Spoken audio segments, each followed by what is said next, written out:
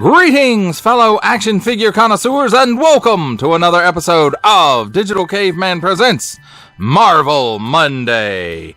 I, as always, am your host, the Digital Caveman, and today I will be presenting you with the Marvel Legends series, War Machine.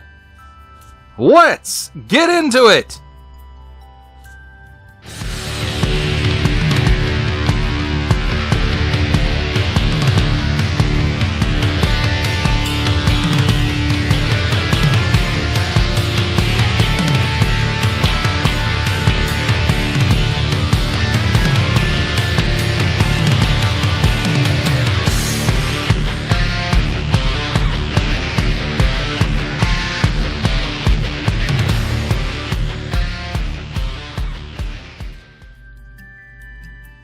Let's begin with a look at the packaging.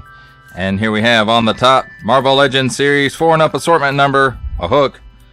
This symbol that looks more Iron Patriot than War Machine. Then on the front we have Marvel's War Machine, a nice digital render of the figure in the front with some artwork in the back. War Machine. Warning! Don't stick things in your pie hole that do not belong there. Plastic-free packaging, except tape and glue. Hasbro print on the bottom. Plastic-free packaging, in case you forgot, except tape and glue. And includes figure and 6 accessories. On this side, Marvel Legends series, nice digital render. And on the other side, some nice artwork of this version of War Machine, Marvel Legends series.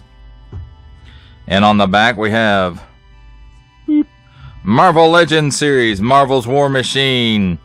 Here's a nice digital render of the figure. And over here is the accessories. Warning, attention, Octoon, don't stick things in any language pie hole that do not belong there. Don't give it to babies. Recycle it. Attention, don't stick things especially in your French pie hole. Marvel print, small print, fine print, legalese print, made in China print, symbols I'm not going to learn, Hasbro print, and a barcode. That, my friends, completes our look at the packaging. Let's take a look at the figure and his accessories. And here we have handy dandy tweezers. Let's start off with the accessories. And here we have our basic, bunch of times seen repulsor blasts, or blast effects, whatever you want to call them. They mostly come with Iron Man, so I'm going to say they're repulsor blasts.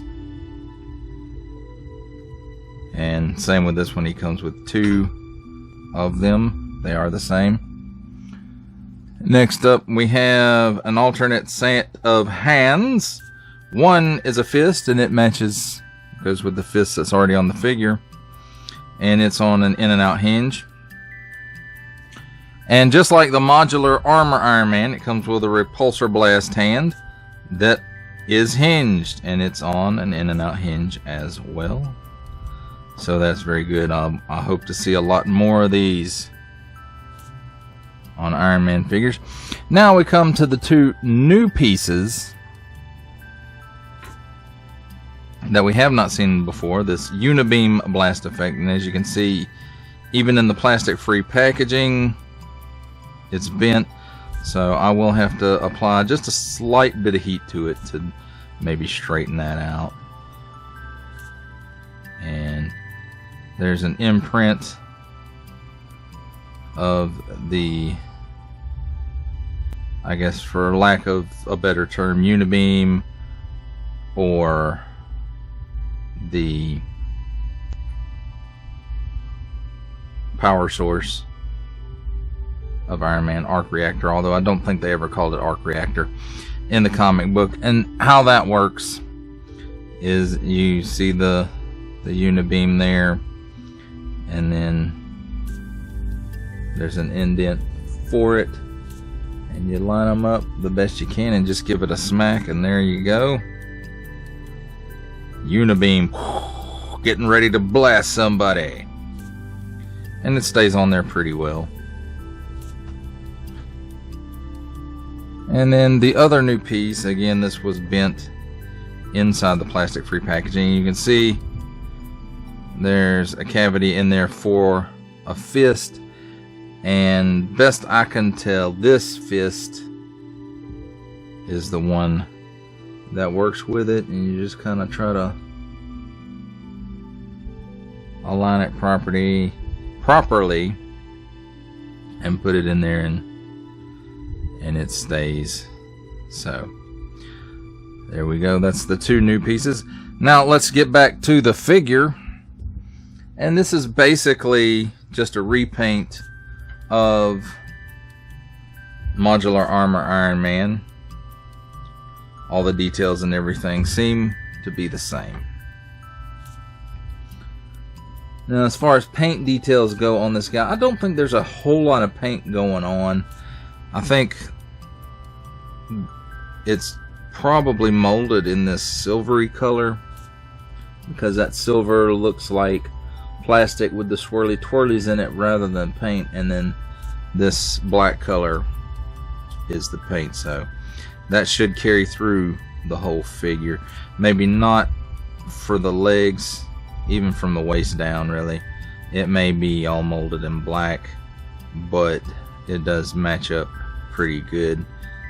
The hands themselves may be molded in the black plastic and then silver paint apps for the repulsor units. And if you're not familiar, like I'm not familiar with this version of War Machine, I don't ever remember War Machine looking like the Modular Armor Iron Man. I do believe this is from the Marvel vs. Capcom game, in which the Modular Armor Iron Man was a main character in it, and this was an easy repaint in the game. They just throw some new colors on it and call it War Machine, and that's fine. That's common practice in video games and action figures alike. So let's take a look at his articulation. He can look up slightly, not a whole lot. He can look down just barely. He does have some chicken neck in there, so what kind of... Looks like the classic ball and hinge for Marvel Legends going on there. He's got a little bit of waggle in there. He can do the full Exorcist. At the shoulder, 360-degree rotation. You can feel the detents in there. And he can raise it up almost 90 degrees, not quite 90. So cut here at the upper bicep for another 360-degree rotation. Double hinged pinless elbow. It gets you that much bend, so that's really good. 360-degree rotation at the wrist on an in and out hinge, and again in and out hinge on a repulsor blast hand. Very, very cool. He's got that classic ab hinge that Marvel Legends have. He can crunch back that far, forward that far, and that's the Hasbro ones. No ball joint at the waist. That really would have, I think, helped this mold a whole lot. But seeing as how this was all new when the modular armor came out, I guess they just couldn't spring for that extra point of articulation. 360 degrees at the waist. At the hips, gives you that much of the splits. He kicks forward approximately 90 degrees and back about 2 steps, I would say. Cut at the upper thigh for another 360 degree rotation. Double hinged pinless knee. It gives you that much bend, so that's really good. Cut at the upper shin for a boot cut. And it's at an angle, so it's a little odd, but it does give you 360 degrees of rotation there. Then at the ankles, Goes down that far, so that's really good. Up that far is not bad. And it does have some detents in there. And forward-facing pin for rocker. There we go, my friends. That is a look at the figure and his accessories. It's time for my favorite part of a review, comparisons. And here we have the video game version of War Machine with what I like to think of as the classic War Machine, the modular armor Iron Man, in which this figure is a repaint of, and Extremis Iron Man.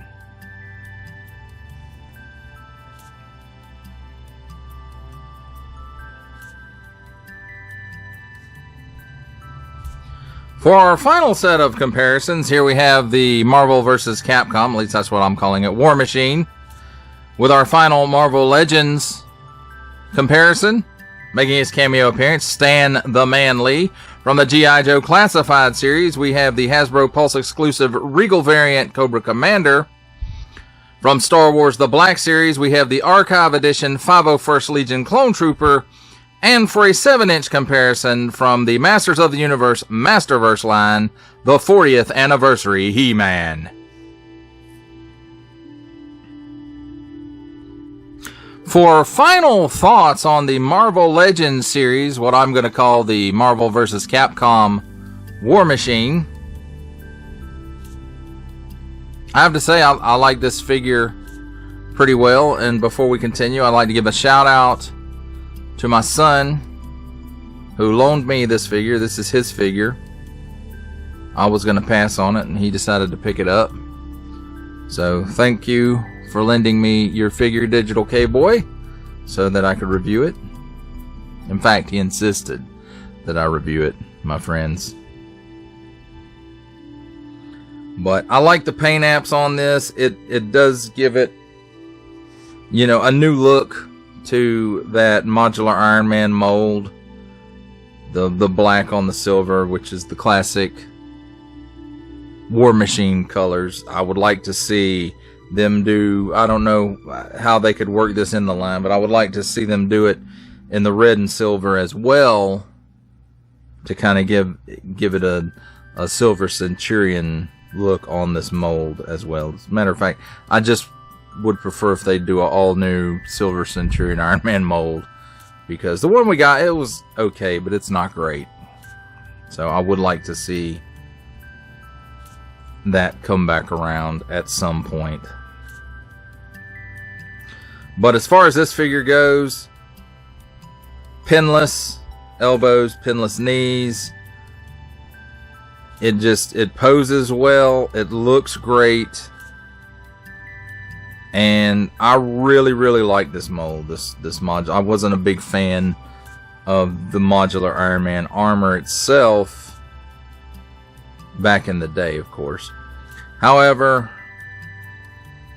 this figure, or this mold, is really one of the best Iron Mans they've ever done.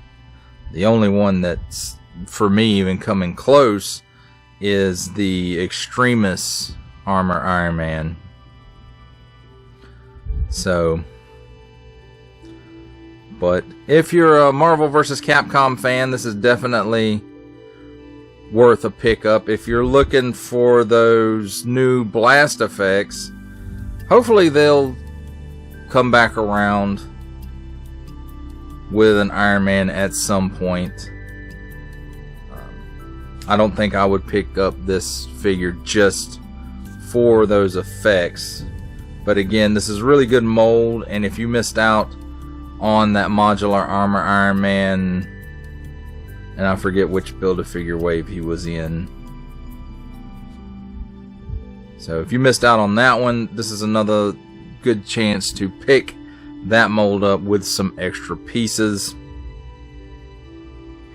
And again, this figure is just, it has a very sleek, classic look in these silver and black colors. And I don't know what else to say about it. If again, if you're a fan of the Capcom versus Marvel games, of course you're probably going to want this if you collect figures also. But if you don't, you know, that's okay too. This is an ancillary addition to your collection. So if you pass on it, that's okay too. You know, everybody, you know what you want in your collection and what you don't.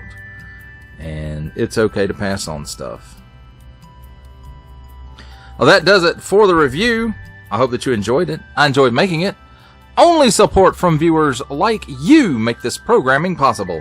Each view does count, and I do appreciate each and every single view that I receive. Thank you, and thank you so very, very much for supporting this channel through viewing. Comment below, like, share, subscribe if you'd like to see more reviews, or just help the channel out further, or both, that's even better. And don't forget to ding that bell so that in the future you will be notified as my new content becomes available. That's a wrap, folks. I'll see you next time.